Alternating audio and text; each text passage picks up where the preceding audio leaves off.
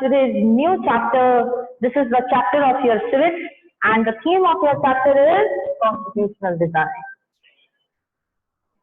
Before that, we already done our geography chapter, and today we are just discuss about everything related to the basic things related to this theme, that is a constitutional design.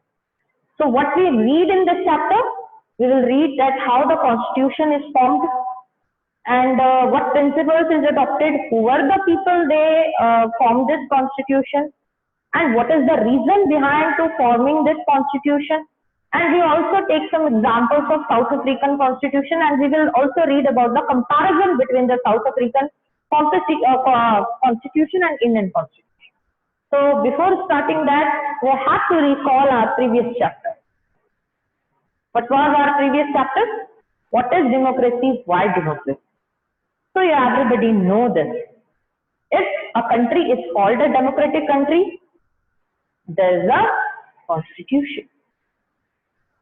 And one more thing very important there, that democracy is there, that means the rulers have no will to rule the nation.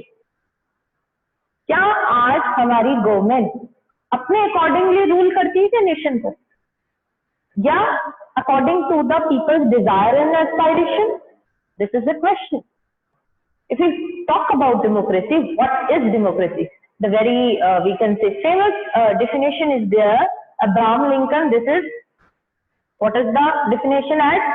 That for the people, of the people, by the people. जनता का, जनता के लिए, जनता के द्वारा किया गया है शासन लोकतंत्र. सारी पावर किसके पास है? पीपल के पास. अब लोगों के पास पावर है, ये किसने कहा? Who said all these things? It is not verbally said by anyone. It is written in our constitution, and wherever the things are included in constitution, it means legal. Nobody can encroach your rights.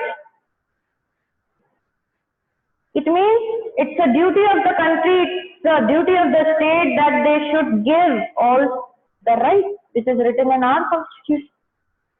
So we now understand the importance of constitution. Now we will recall our history. First of all, कि क्या जब Britishers India में आए तो भारत का कोई संविधान था? नहीं था, सबको पता है. क्या भारत की कोई गवर्नमेंट थी? एज ऑफिशियली हम चीज को देखें तो कोई गवर्नमेंट नहीं थी. उससे पहले इंडिया में क्या था? उससे पहले मोनार्क सिस्टम चल रहा था, प्रिंसली स्टेट्स थे.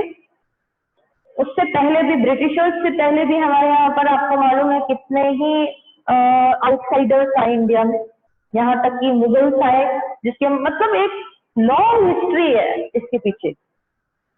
अगर हम इधर बात करें कि पुर्तगालीज आए हमारे यहाँ पर, ठीक है, फ्रेंच पीपल भी आए, फिर ब्रिटिशर्स आए. 600 जिसमें हम कहते हैं कि एडी में जो है ईस्ट इंडिया कंपनी आ चुकी. तो रूल तो तब से स्टार्ट हो गया था, और रूल क्या था? It was the policy of suppression, repression.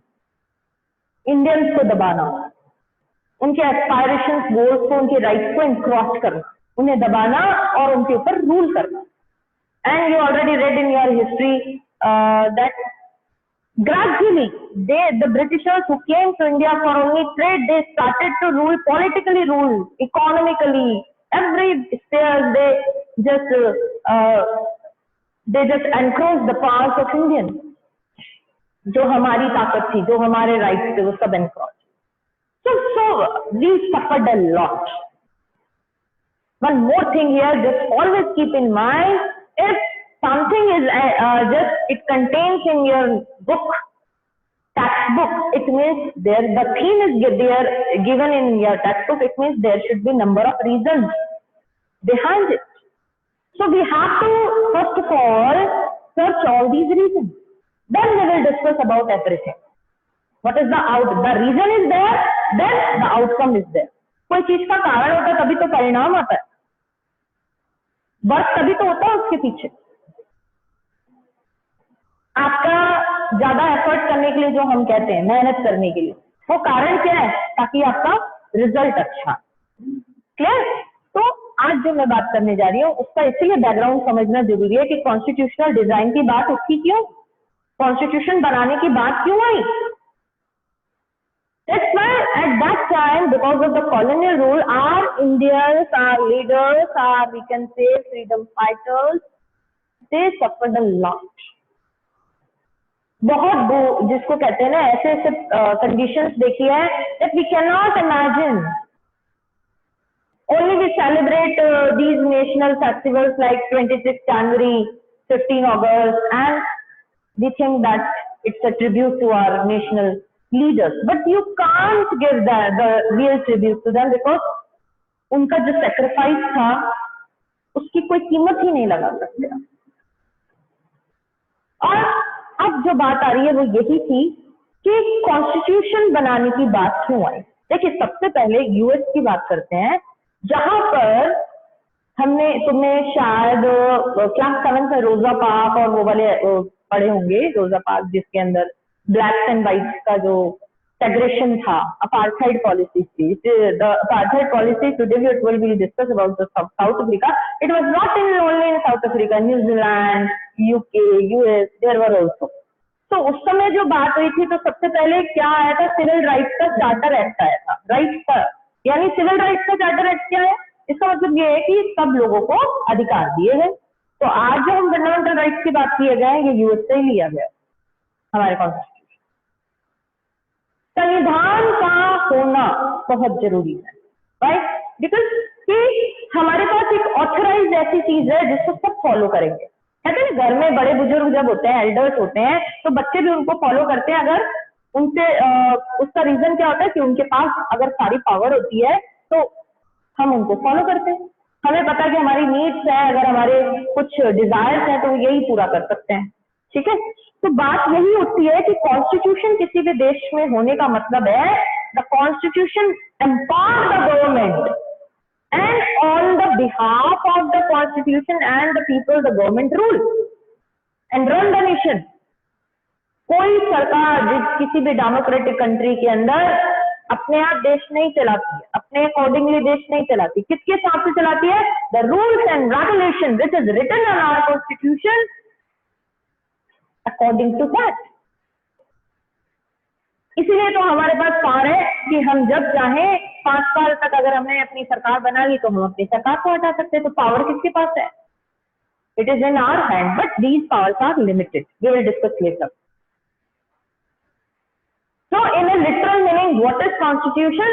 Constitution is a set of written document. It comprises of some laws and regulations which guided the government or a state, country to govern the nation.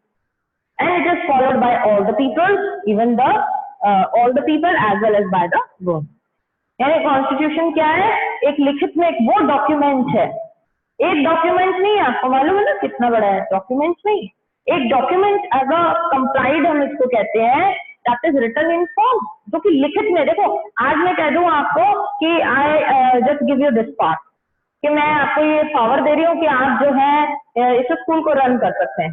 तो verbally मैंने अगर आपको ये power दे दी तो क्या आप सच में आप पावरफुल हो गए? रियलिटी में पावर कहाँ आएगी? जब आप कहोगे मैम आप मुझे लिख कर दो, ये रिटर्न में दो। या फिर जैसे क्लास में मॉनिटर बनता है तो कैसे बनाते हैं? पूरी क्लास होती है, क्लास के सामने मॉनिटर का नाम अनाउंस होता है, तो वो एविडेंस होते हैं सारे बच्चे उस चीज के। रिटर्न में भले ही नहीं हो, रिटर्न में भी होता है, प्रिंसिपल मैम मॉनिटर है और फर्स्ट सेकंड मॉनिटर होता है, गर्ल्स में होता है। इस तरह से प्रोसेस सभी स्कूलों में होता है, एवरीबडी नो। तो जो चीज रिटर्न में आ गई, इट मीन्स कि हमने चाहे बच्चे को 1 महीने के लिए मॉनिटर बनाए, वो 1 मंथ मॉनिटर रहेगा। सिस्टम जो हम अपने देश में देख रहे हैं वो सिस्टम हमारी फैमिली में देख सकते हैं। सबसे पहले कोई भी चीज को समझने का सबसे पहले क्या होता है? एक छोटा कंफाइंड दायरे को समझा। मैंने स्कूल का एग्जांपल, आपकी क्लास का एग्जांपल इसलिए दिया। रिटर्न का मतलब क्या हो गया कि वो लीगल हो गया। कॉन्स्टिट्यूशन में लीगली जो चीजें आ गई, अब उसको ओवररूल्ड कोई नहीं कर सकता। I think the concept is clear to you. Now I move to our today's topic, that is the topic of South Africa. You already know everything about the story of South Africa. Nelson Mandela, renowned personality of the world, struggled a lot against the apartheid system.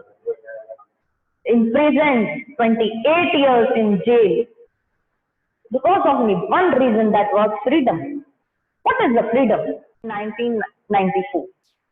और आपको पता है, थोड़ा सा मैं आपको एक comparison बताऊंगी कि इंडिया का जो कॉन्स्टिट्यूशन और साउथ अफ्रीका के कॉन्स्टिट्यूशन में क्या दोनों में डिफरेंस है।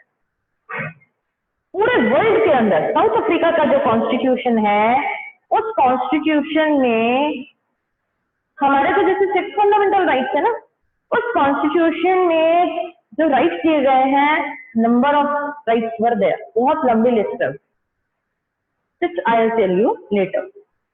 तो हम बात कर रहे हैं, सबसे पहले बात कर रहे हैं नेल्सन मंडेला की बात कर रहे थे, साउथ अफ्रीका में क्या था। तो देखिए इसके पीछे भी एक हिस्ट्री है।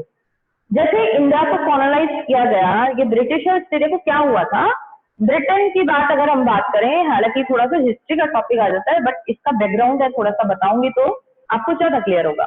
तो ब्रिटेन में क्या हुआ कि आपको मालूम है, इंग्लैंड में इंडस्ट्रियल रेवोल्यूशन हुआ था। अब उनका जो प्रोडक्शन था वो इतना ज्यादा, जैसे कहते हैं सरप्लस हो चुका था, तो they were searching some new colonies that time. वो ऐसी कॉलोनीज चाहते थे जहां पर ये अपने प्रोडक्शन का जो सरप्लस है उसको यूज कर सके, और कुछ नए रिसोर्सेज को they were searching new resources also. तो उसमें इन्होंने जैसे इंडिया के बारे में सुना कि इंडिया के अंदर जो, क्योंकि उसका रीजन ये था कि before Britishers number of another people, we can say like the Portuguese, Spanish, like we can say French people, they already reached in India. तो उनको पूरा आइडिया हो चुका था कि इंडिया की क्या सिचुएशन है। और जो आउटसाइडर्स आए, चाइना ने, है ना, और फ्रांस ने, इन सब ने उस पर कब्जा जमाया। तो ये बहुत सारे ऐसे कारण थे, और साउथ अफ्रीका का जो कारण था, हमें कारण समझ में आया कि एक बैकग्राउंड ये था कि उस समय इनको एक नई कॉलोनीज की तलाश थी। तो ब्रिटिशर्स को नई कॉलोनी इंडिया मिली, साउथ अफ्रीका मिली, तो साउथ अफ्रीका के बारे में इसीलिए हम दोनों कंट्रीज को साइमल्टेनियसली इसमें डिस्कस करेंगे।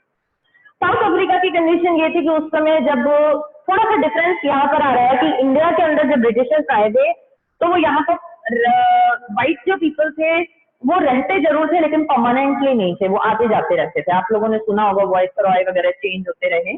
लेकिन साउथ अफ्रीका के अंदर ये था कि वो जब व्हाइट पीपल वहां पहुंचे तो उन्होंने वहां पर परमानेंटली रहने लगे, वो है ना, उन्होंने वहां पर रहना स्टार्ट कर दिया। तो discrimination on the basis of colour started there. That's why I use the word here apartheid. Apartheid, वहां पर 3 तरह के लोग थे। वो कौन, कितने तरह के? 3 तरह के लोग थे। That is the white people were there. White को क्यों हमने यूज किया? Because white people they were also residing there, वो भी रह रहे थे। Then black, you know, the South African people and the colored people, who were these colored people? Like the migrant people who reached to Africa. These were the like Indians and another nations countries. तो इसलिए उनको क्या कहा? Colored people. So in short we can understand that these people they were called black and colored people, that's non-white people. So they started some segregation policies. अब हम बात करते हैं सेग्रेगेशन पॉलिसीज क्या थी। उन सेग्रेगेशन पॉलिसीज को, या हम कहते हैं ये ब्लैक पीपल जो थे उन्होंने कितना जो है ट्रबल जो है या प्रॉब्लम फेस की, उसकी बात करते हैं। उस समय क्या हुआ कि जब साउथ अफ्रीका में जब उसको कॉलोनी बनाया गया, तो वो मानते थे कि ये जो ब्लैक पीपल है they should be treated as a slave. ये जो ब्लैक पीपल है ना, वो स्लेव बन सकते हैं, कोई म्यूजिशियन बन सकते हैं, म्यूजिशियन बन सकते हैं, या कोई पपेट शो दिखा सकते हैं। ये रूल करने के लायक नहीं है कि भाई ये कोई कंट्री को रूल चला सके। इन्होंने कहा इनको ये जो रहते हैं इनको ऐसे ही रखना चाहिए। उन्होंने सारी चीजों को यूं कहते हैं कि रैशनैलिटी के साथ दिया। इन्होंने व्हाइट पीपल, उन्होंने कहा कि दीज अनसिविलाइज्ड पीपल, इनको पता नहीं कैसे रहना है, कैसे देश को चलाना है, इसलिए हम यहाँ आए हैं। और धीरे धीरे उन्होंने क्या किया? सेग्रेगेशन पॉलिसी स्टार्ट कर दी। सेग्रेगेशन क्या होता है? चीजों को अलग अलग करना। जैसे these black people were not allowed in the areas of white people। सबसे पहले तो आपके पूरे चैप्टर के अंदर ये चीजें आएंगी, क्वेश्चन भी बनता है which segregation policies were adopted by white people against South African people। तो आपको पॉइंट्स मिलता, आंसर भी देना है। तो हम वही बात कर रहे हैं कि सेग्रेगेशन पॉलिसी में क्या था। सेग्रेगेशन पॉलिसी में ये था कि जो ब्लैक पीपल थे उनका एरिया अलग कर दिया था, व्हाइट पीपल का एरिया अलग कर दिया। उनको पब्लिक जो फैसिलिटीज थी उनको यूज नहीं करने दिया जाता था, और वाइट पीपल सभी तरह की फैसिलिटीज को यूज करते। यूं कहा जाए कि बहुत हाई फाई हर तरह की फैसिलिटी उनके पास थी। किसी तरह का एसोसिएशन नहीं बना सकते थे ब्लैक पीपल, इवन चर्चेज में प्रेयर के लिए नहीं जा सकते थे, और यूं कहा जाए कि they could not even raise their voice against this segregation और apartheid policy। किसी तरह का कोई उनके पास अधिकार नहीं था, और at that situation only they were suppressed by white people। Number of policies were also there। खूब सारी आपकी पॉलिसीज हैं कि उन्होंने क्या क्या सेग्रेशन पॉलिसीज अपनाई थी, इनको और ज्यादा सप्रेस करने के लिए, रिप्रेस करना। अब क्वेश्चन आपके माइंड में आ रहा होगा, तो क्या मैम साउथ अफ्रीका के लोग ऐसे ही थे क्या जो अपनी आवाज नहीं उठा सकते थे? क्या वो अपने आज अगर आपको क्लास में कोई बच्चा किसी तरह से परेशान करे, है ना, तो कोई थप्पड़ मार दे या कुछ हो गया, तो आप चुपचाप बैठेंगे? नहीं, आप भी उसका जवाब जरूर देंगे। ठीक है, आज हम इस टाइम की हम सोच नहीं सकते कि अगर मतलब कोई अगर आपके साथ कोई माल प्रैक्टिस करता है या कोई गलत बिहेव करता है तो आप उसको टॉलरेट कर। तो कई बार बच्चे क्वेश्चन भी पूछते हैं कि मैम जैसे इंडिया के अंदर हुआ, इतनी सारी पॉपुलेशन थी, वो लोग तो थोड़े ही लोग आए थे, उसके बावजूद भी हम कुछ नहीं कर पाए। तो एक कारण नहीं होता, इसके पीछे बहुत सारे कारण। तो साउथ अफ्रीका की अगर हम बात कर रहे हैं, तो साउथ अफ्रीका में रीजन क्या था कि क्या वो आवाज नहीं उठा सकते थे? उठा सकते थे, लेकिन उनको किसी तरह का अधिकार नहीं दिया जाता था। जब जब उन्होंने आवाज उठाई, उतना ही उन्हें दबाया गया, उतना ही उनको एट्रोसाइज किया गया, मारा गया। तो इसी बीच हम नेल्सन मंडेला की बात कर रहे थे। देखो, नेल्सन मंडेला की एक ऑटोबायोग्राफी है, आपकी बुक में नहीं है, चाहे तो आप नोट डाउन करिए, लॉन्ग वॉक ऑफ फ्रीडम। उनकी ऑटोबायोग्राफी का नाम है लॉन्ग वॉक ऑफ फ्रीडम, जिसमें उन्होंने 28 ईयर्स जो जेल में बिताए उन्होंने, वो सारा उन्होंने लिखा। और जो जो स्ट्रगल उन्होंने किया साउथ अफ्रीका के अंदर, जो जो अपार्थाइड हुआ या जो भी स्ट्रगल हुआ, जो भी ब्रिटिशर्स ने उनके साथ किया, वो सब उसमें। आप मुझे बताइए, एक व्यक्ति वो अपनी पूरी जिंदगी देश के लिए दे देता है।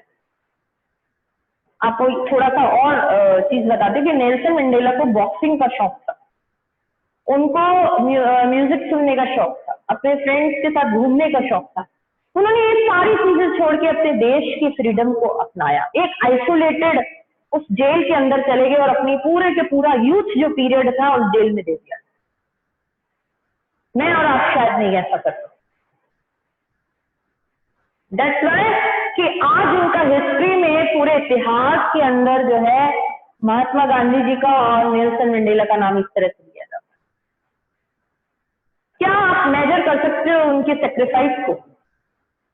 We cannot measure through our words, शब्दों से नहीं कर सकते। And Nelson Mandela was also a true follower of Mahatma Gandhi, also believed in non violence.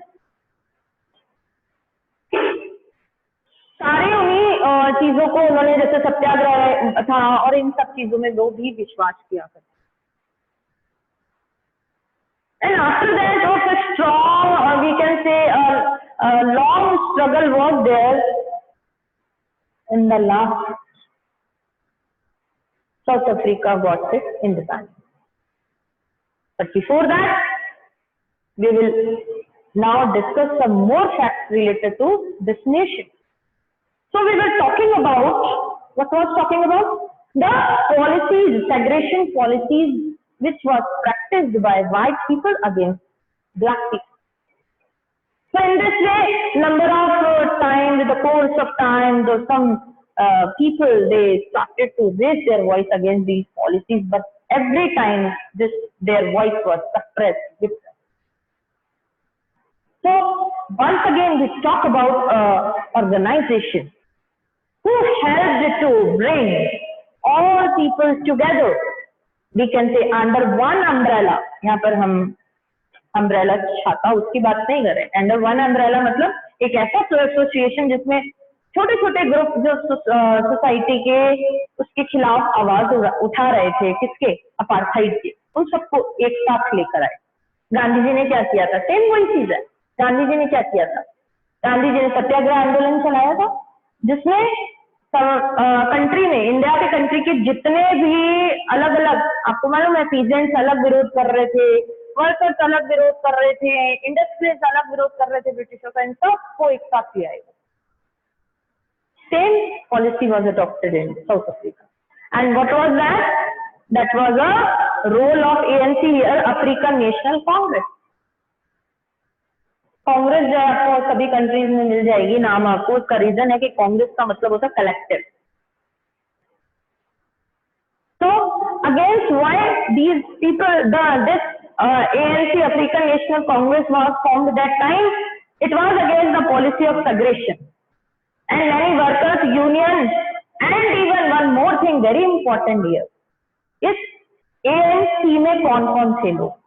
हमने कम्युनिटीज, डिफरेंट कम्युनिटीज को शामिल किया, वर्कर्स को किया, वर्कर यूनियन को किया। एक बहुत इंपॉर्टेंट चीज और क्या है? White sensitive people. White sensitive people कौन होते हैं? Who are these people? these people, they belong to white, they were Britishers, but they were sensitive. Sensitive means these people that time they knew that this segregation policy was wrong, and the people means black people should not be that time treated unequally or maltreated. That's why these sensitive white people, they also joined ANC. अब आपके दिमाग में question आता है, बच्चों का question होता है कि मैम ANC को ज्वाइन कर लिया व्हाइट पीपल ने, तो क्या उनके साथ भी ऐसा? हाँ, उनके साथ भी फिर उन्होंने माल प्रैक्टिसेस स्टार्ट कर, बिकॉज उन्होंने उनका साथ दिया, उन्होंने सबका साथ देने की कोशिश करी, तो उनको भी स्ट्रगल करना पड़ा। तो because of all these reason many sensitive white they also join that. और not only that, South Africa की जो सेग्रेशन, जो अपार्थाइड जो कंट्री, मतलब वहां पर जो प्रैक्टिस हो रही थी, पूरे वर्ल्ड के अंदर जब ये पता चला, so all the countries of the world they denounced this practice and they declared it unjust and racist. Unjust और रैजिस्ट क्यों कहा? क्योंकि उन्होंने कहा कि बिल्कुल गलत है, on the basis of colour you could not discriminate, you just could not rule any nation. So because of all these forces, all these pressures, not only again the South Africa's people, because and others, we can say that other countries also, they were started, they were just pointing against the Britishers' policies, but it is totally wrong. अब आपको मालूम है कि अगर किसी चीज के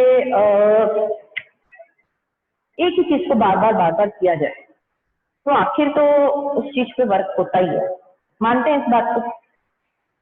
हमें मालूम है कि अगर हम एक ही चीज को 1, 2 बार, 3 बार, 4 बार पढ़ते हैं तो हमें चीजें याद हो जाती हैं, मानते हैं इस चीज? तो सेम वहीं पर हुआ कि ये जो स्ट्रगल था, ये जो प्रेशर था उनका, इनका ब्लैक पीपल का, और दूसरी वर्ल्ड की जो और कंट्रीज थी वो भी जोर लगा रही थी इस चीज पे कि उन्होंने कहा ये अनजस्ट प्रैक्टिस। तो ऐसी कंडीशन में जब कंटिन्यू स्ट्रगल स्टार्ट हुआ, स्ट्राइक शुरू हो गई और यूं कह दे कि मार्चेस निकलने लगे, धरने शुरू हो गए, तो अब थोड़ा सा ब्लैक पीपल को लगा कि अब थोड़ा मुश्किल होगा, सॉरी व्हाइट पीपल को लगा कि अब ब्लैक पीपल पे रूल करना मुश्किल हो गया, इनको रिप्रेस करके इनसे रूल नहीं किया जा। बिल्कुल आप इंडिया में सेम सिचुएशंस पढ़ोगे और क्लास 10th के अंदर nationalism in India class 10th में हिस्ट्री का चैप्टर है, वो सारा आपको रिकॉल 9th का रिकॉल हो जाएगा जब आप पढ़ेंगे। तो उस समय जब इतना ज्यादा मार्चेस होने लगे, वॉइस जो है they started their and increase their voice against all these policies, apartheid policies, तो व्हाइट पीपल को लग गया था कि अब मुश्किल है इस देश पे राज करना, अब हमें इस कंट्री को छोड़ना होगा। तो that's why they started to change their policy. There is a topic, what is the topic in textbook? Towards the new constitution. हमने बैकग्राउंड समझ लिया इस चीज का, कॉन्स्टिट्यूशनल डिजाइन का। अब कॉन्स्टिट्यूशन कैसे बनेगा, क्या होगा और कैसे स्टार्ट हुआ, हम उसकी बात करते हैं। Because of all these pressure, अब white people they realized that they could not rule over South Africa through the suppression policy. उन्होंने कहा अब मुश्किल है, that's why they started to change their policy. Policies कौन सी change की? जो चीजें पहले थी, what was that? The segregation policy. कि white people यहाँ रहेंगे, black people यहाँ रहेंगे, white people जो है उनको all facilities मिलेगी, black people को नहीं मिलेगी, उनके एरियाज अलग अलग, फैसिलिटीज पब्लिक फैसिलिटीज नहीं मिलेगी, चर्चेस में नहीं जाना, एसोसिएशन फॉर्म नहीं करना, सारी चीजों पे बैन हट गया, सेग्रेगेशन पॉलिसी खत्म हुई। और क्या बैन हटा? बैन हटा मीडिया से। Government started to change, ban on media and political parties removed. Political parties के ऊपर जो बैन था, मीडिया के ऊपर जो बैन था, मीडिया पे क्या बैन हो सकता है? Think about it. मीडिया पे ये बैन हो सकता था कि आप जो भी प्रिंट करेंगे हमेशा ब्रिटिशर्स की पॉलिसीज को क्या करेंगे?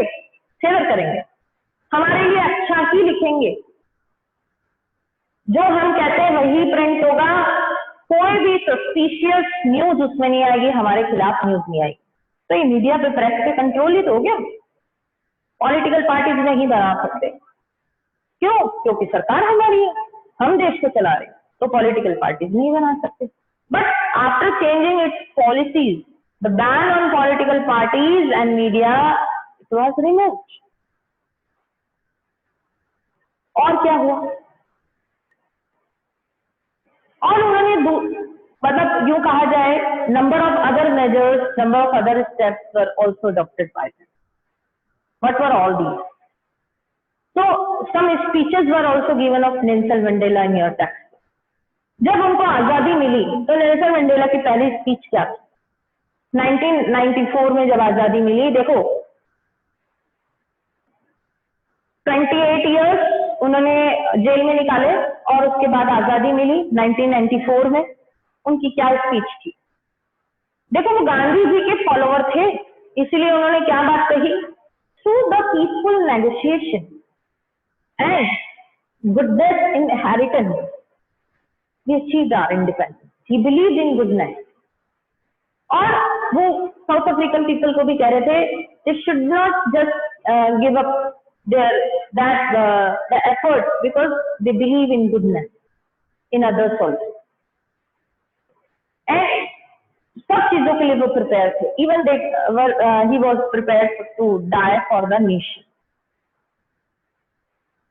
He believed in goodness. He believed in non-violence. और सबसे बड़ी गुडनेस की और बात बताऊं आपको, क्या?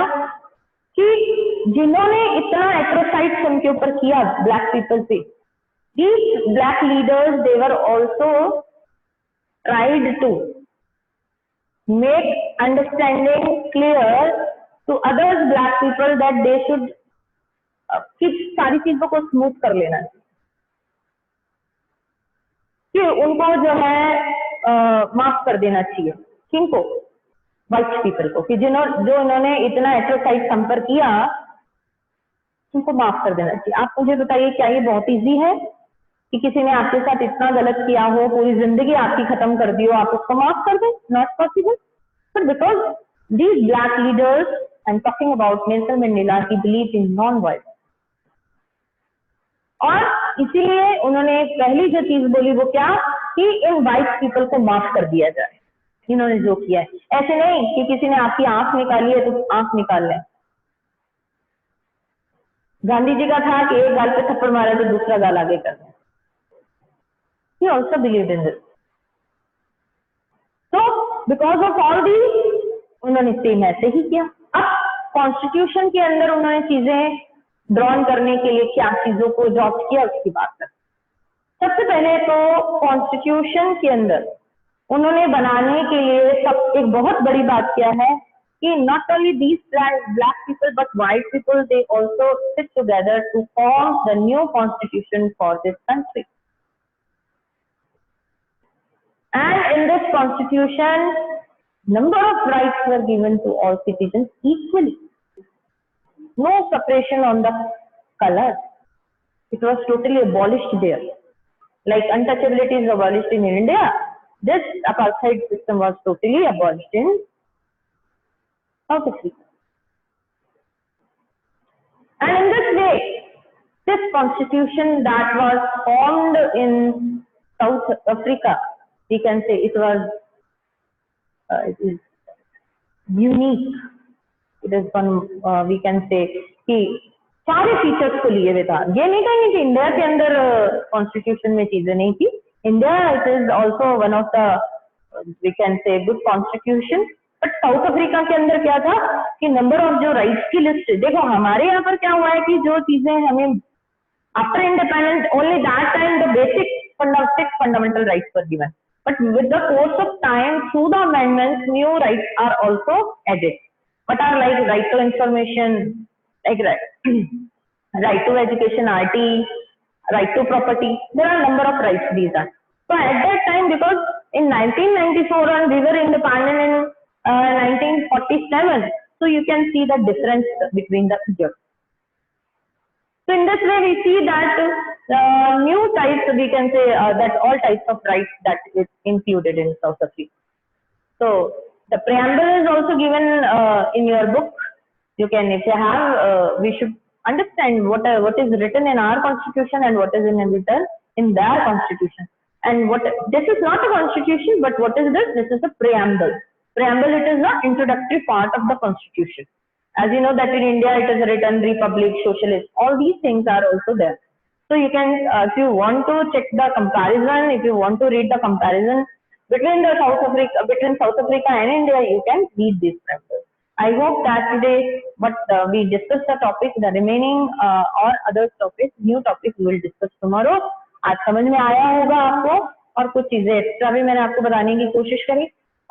वन मोर थिंग कि कल जो मैंने नोट्स भेजे थे आपको, yesterday I sent you notes of geography. It doesn't matter कि बच्चों ने पहले कर लिए हैं, दो नोट्स आपको पहले प्रोवाइड हुए हैं, आपको दोबारा करने की जरूरत नहीं है. एनसीईआरटी क्वेश्चंस कर लिए हैं तो कोई प्रॉब्लम नहीं है. You just directly send it to me. I will just give you only extra questions. You will do that in your notebook. तो कंफ्यूजन क्लियर हो गया होगा, इसलिए दोबारा से करने की जरूरत नहीं है. और आज जो पढ़ाया वो आपको समझ आया होगा. You go through the chapter. If you have any query tomorrow you can ask. So till then, have a good day.